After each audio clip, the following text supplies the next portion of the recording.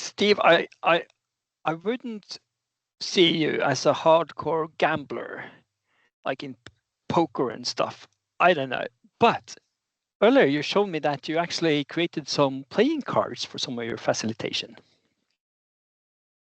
Maybe facilitation is always a bit of a gamble. Sven, you never quite know how it's going to go. No, I don't think it's a gamble, because you know how it's going to. And actually, the things that we use, the methods that we use as facilitators, help facilitation be less of a gamble, and one of those is playing cards. So I was, well, actually not playing cards, because it can be surprisingly cheap to make a pack of playing cards. You know, you can just size it in PowerPoint into a printer, or you can make cards maybe on kind of things like this, and it can be helpful because then you can create an objective question that you can hand around and look at. So I use these, and I created a series of problem statements relating to what the group was doing, and said, okay, given those problem statements, what we're going to do.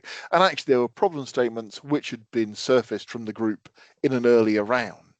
So anyway, it was playing back to the group something in a kind of a clearer format to help them kind of work out how to deal with it. I liked it as a method of engagement.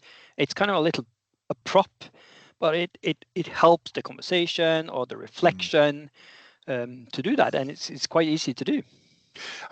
It's that, it goes back to one of the things which is very helpful with using objects, post-it notes or whatever, is because the question is it's objectified, it's outside of any individual's thinking process, it's there in the world, which makes it easier for the group to reflect on that thing without having to hold it in mind at the same time.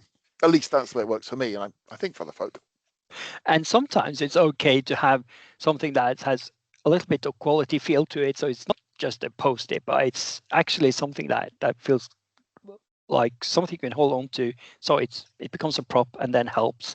Yeah, something that's intentionally made helps support people to behave in a way which is intentional towards perhaps the output as well, maybe.